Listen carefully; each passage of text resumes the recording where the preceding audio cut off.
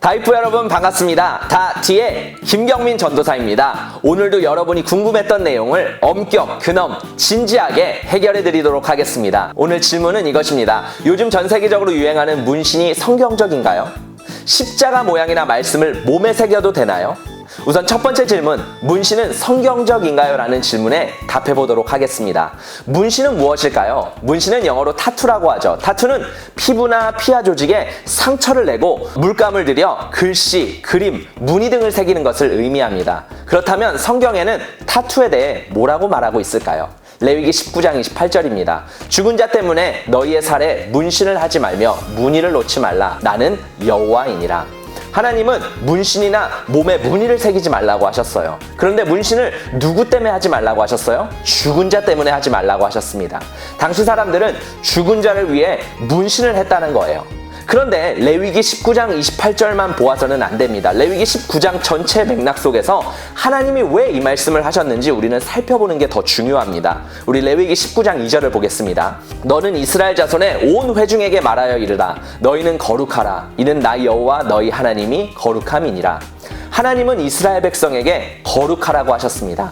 거룩은 무슨 뜻일까요? 거룩은 히브리어로 코데시로서 구별, 분리를 의미해요. 죄와 분리된 상태를 거룩이라고 말하는 거죠. 하나님은 광야에 있는 이스라엘 백성에게 거룩하라고 말씀하셨어요. 그런데 이스라엘 백성들은 광야에서도 이집트의 문화, 풍습, 전통을 그리워하고 익숙해져 있었어요. 이집트 문화 중에는 타투를 하는 우상숭배의 문화도 있었죠. BC 2000년경 세티 1세의 무덤에서 나온 인형과 이집트 미라에 타투가 새겨져 있었어요. 이집트의 11대 왕조 시키테베의 여신 하토르를 모시는 여사제였던 아무네트의 미라에 문신이 새겨져 있다고 합니다. 고대 시대를 살던 사람들이 문신을 했던 이유는 죽은 자의 영으로부터 자신을 보호하기 위해서였어요. 자신의 몸에 수호신을 새기면 수호신이 악한 영으로부터, 죽음으로부터, 질병으로부터 자신을 지켜준다고 믿었던 거죠. 즉, 그 수호신이 자신의 신이었던 거예요. 또한 자신의 몸을 자해해서 우상숭배를 했었죠. 엘리야가 바알과 아세라 선지자들과 싸울 때 바알과 아세라 선지자들이 자신을 자해하면서 바알과 아세라를 불렀었죠.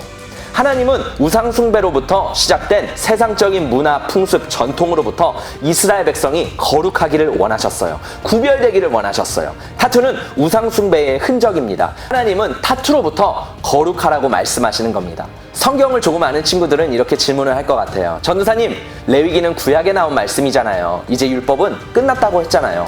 맞습니다. 우리 말씀을 보겠습니다. 로마서 10장 4절입니다.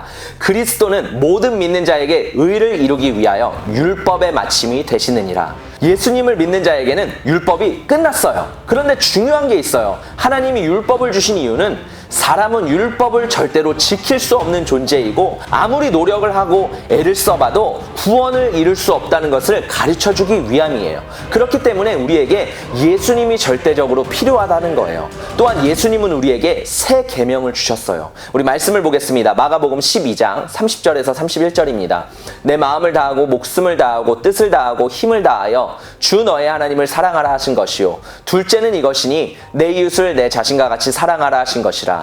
이보다 더 큰 계명이 없느니라.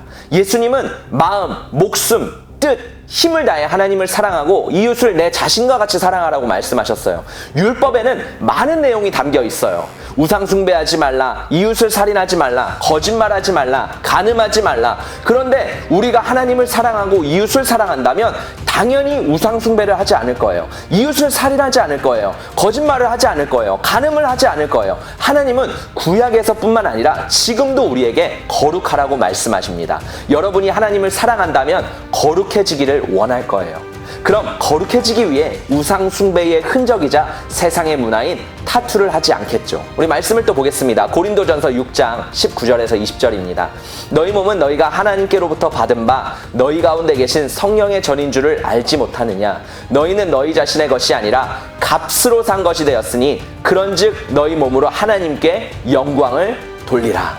만약 여러분의 아빠가 가장 소중하게 여기는 자동차가 있다라고 생각해봐요. 그런데 우리가 그 자동차를 하루 동안 빌렸어요. 그런데 내 마음대로 그 자동차에 낙서를 하고 페인트 칠을 할 수 있나요? 아니죠.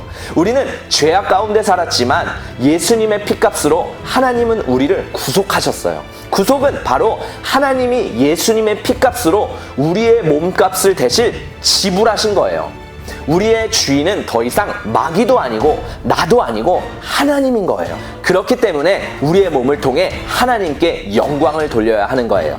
두 번째 질문입니다. 십자가 모양이나 말씀을 몸에 새겨도 되나요?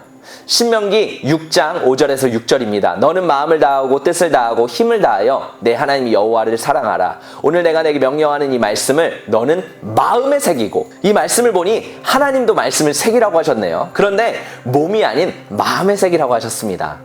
한 예를 들어 드릴게요. 미국의 어떤 사람이 머리를 대머리로 깎았다고 해요. 그리고 여기다 Jesus Christ, 예수 그리스도라고 새겼다고 해요. 문신으로. 그런데 사람들이 질문을 한대요. 머릿속에 그 의미는 무엇인가요? 라고 질문할 때 이 사람은 이것은 바로 예수 그리스도입니다 라고 하면서 예수님을 소개했답니다. 예수님을 전하기 때문에 좋은 의도라고 생각해요. 그런데 굳이 하나님의 말씀을 마음에 새기라고 하셨는데 우리의 몸에 새겨야 할까요? 타투를 하지 않더라도 예수님을 전할 수 있는 방법은 많이 있다고 생각을 합니다. 여러분에게 중요한 부분을 말해주고 싶어요. 이미 타투를 한 사람들도 있을 거예요. 그런데 우리는 타투를 한 사람들을 정죄하거나 판단을 해서는 안 된다는 거예요. 아마 타투를 했다면 그 사람이 더 예수님을 사랑할 수 있도록 예수님의 사랑으로 사랑하고 도와주고 격려하는 것이 필요합니다. 그것이 바로 크리스찬의 자세이죠. 전도사님이 타투에 대해 질문을 답했는데 아직도 타투를 하고 싶다면 이 질문에 대답을 해보면 좋을 것 같아요. 1번입니다. 타투를 하려는 이유가 무엇인가요? 타투를 하려는 여러분의 동기가 무엇인가요? 2번. 타투를 통해 전달하려는 메시지가 무엇인가요? 3번. 내가 타투를 함으로 하나님께 영광을 돌리나요? 4번. 내가 타투를 함으로써 다른 사람이 믿음에서 실족하게 되지는 않나요? 마지막 말씀으로 오늘의 영상을 마치려고 합니다.